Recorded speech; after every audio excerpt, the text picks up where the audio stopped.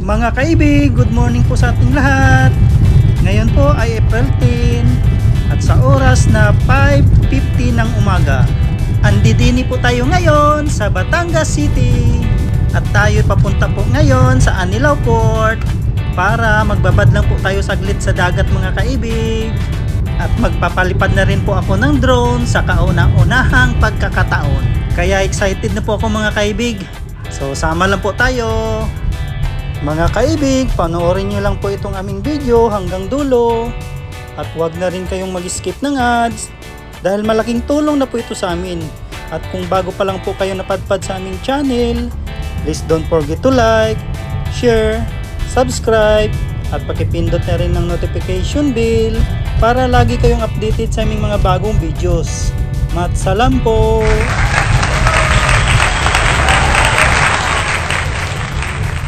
Ayos, nadadaanan na pala itong flyover na ginagawa dati. So madali na lang ang pagtawid papuntang Batangas Port. Hindi nadadaan dito sa ilalim.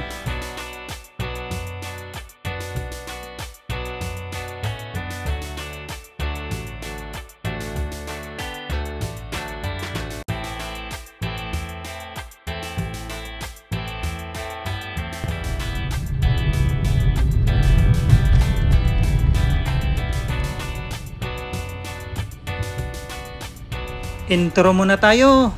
Hello mga kaibig. Andirito na po tayo ngayon sa Anilao proper, Mabini, Batangas. Tara, let's go. Pasukin po natin ang Jail Picnic Ground. Bali, doon kami galing sa may kalsada kanina mga kaibig. Bago mag 7-Eleven at Anilao Port, pasok na ho kayo rito. Ayan po, Jail Picnic Ground. Time check po natin ngayon mga kaibig ay 6:45 ng umaga. Pero yung sikat ng araw ay parang tanghali na. Oh my God! Ayan po ang rate ng kanilang mga rooms, cottages, at saka tables.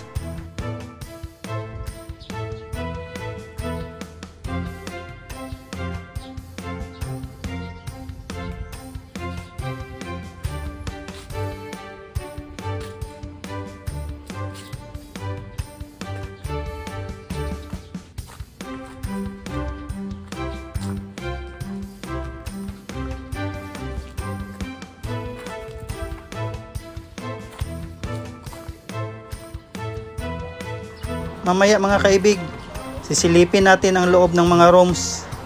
Kaya ikot-ikot na lang muna tayo dini. Kaya dito na kami sa jail kumuha ng table. Kasi ho, unang-una, malapit lang po siya sa kalsada at sa pantalan. At saka malawak din po ang kanilang parking area. Pangalawa, may bit-bit din po kasi kaming mga PWD na bata. Sina Kambal, sina Bibi at Yeye. Ang pangatlo at panghuli, ito lang po ang malapit-lapit na lugar at madali naming puntahan para magbabad sa tubig alat. Ano pang hinihintay nyo mga kaibig? Punta na kayo din eh!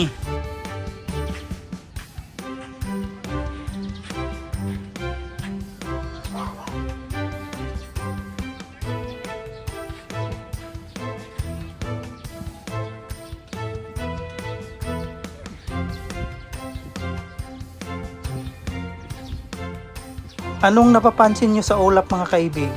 Kasi para sa akin parang hugis UFO.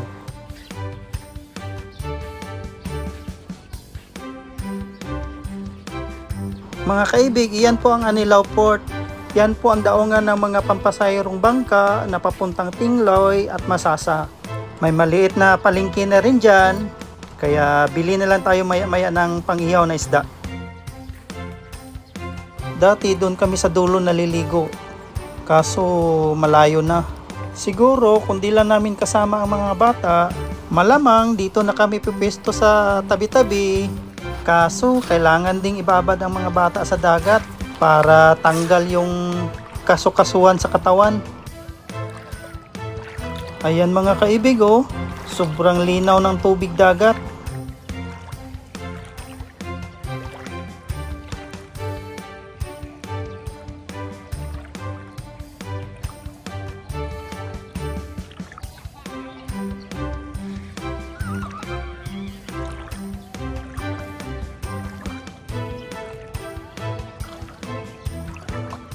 Siya nga pala mga kaibig, kapag gusto nyong bumili ng mga sariwang isda na pang-ihaw o kaya'y karni, pwede na kayong dumaan dito sa gilid ng baybayin, papuntang Pantalan.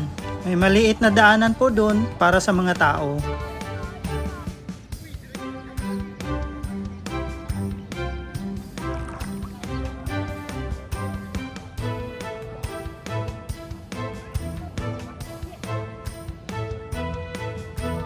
Ayan mga kaibig, papalipad na po tayo ng drone sa unang pagkakataon. Bali, isinisit ko na lang po muna sa 20 meters ang altitude, tapos ang distance naman po ay 50 meters. Hanggang dyan lang muna ang taas at layo ng lipad natin. Kasi kabado po ako. Oh my God! Medyo nanginginig po ang kamay. At ayaw ko rin mawala sa paningin ko si Droney.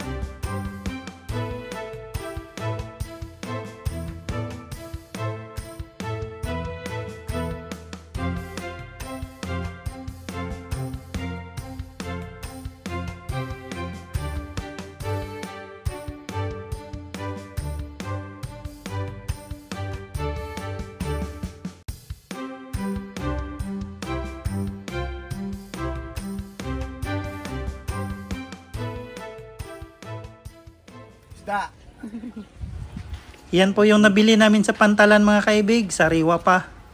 Tapos ihaw lang po natin.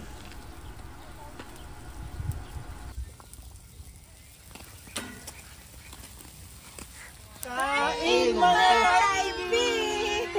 Ulam na Kaibig ka din? Kaibig ka din? Tara, ligo na po tayo sa dagat mga kaibig. Bago pa man tayo maabutan ng matinding sikat ng araw.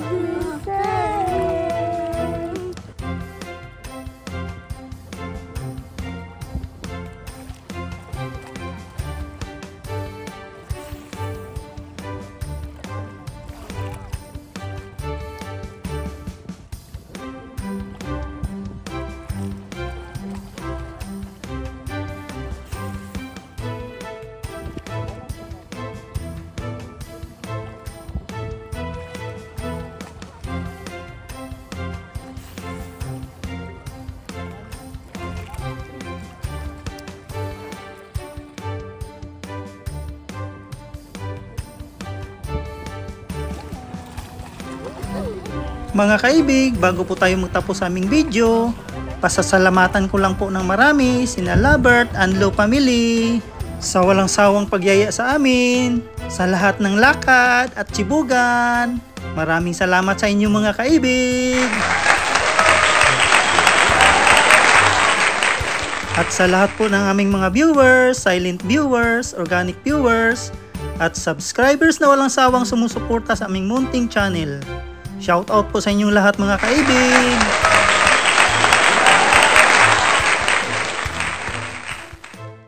Okay, Ate Roda, siya yung caretaker dito.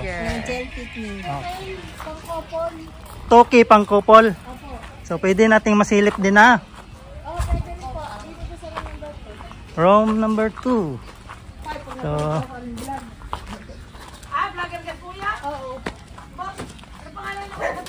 mamaya, bigay ko. Ito ay pang couple. Couple with 2 kids. With 2 kids. Ayan, so wala pa siyang mga biddings ha. Tinatanggal nila. Oo. Ayan, wall pan. So okay na rin. Pang overnight. Pang dator din pwede. Dator, pwede rin. Pahingahan, lagay lang ng damit, yung mga gamit. Kasi nila prepare sila sa ano eh. Oo. Ganda nga eh.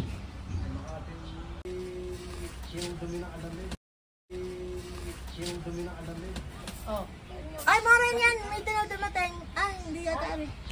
Kasap. 2.5 to. Good for 8 packs. So silipin natin. Room with cottage. Ayan.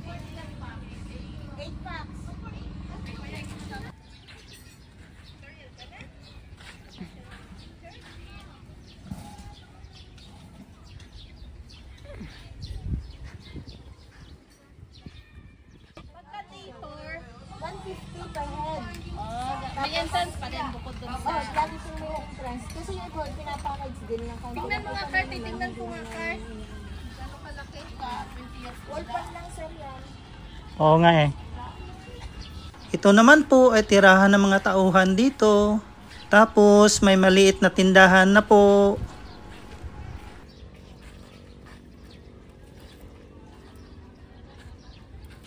Mga kaibig, dito na po magtatapos ang aming vlog. Hanggang sa muli. God bless po sa ating lahat. At ingat palagi. Adios.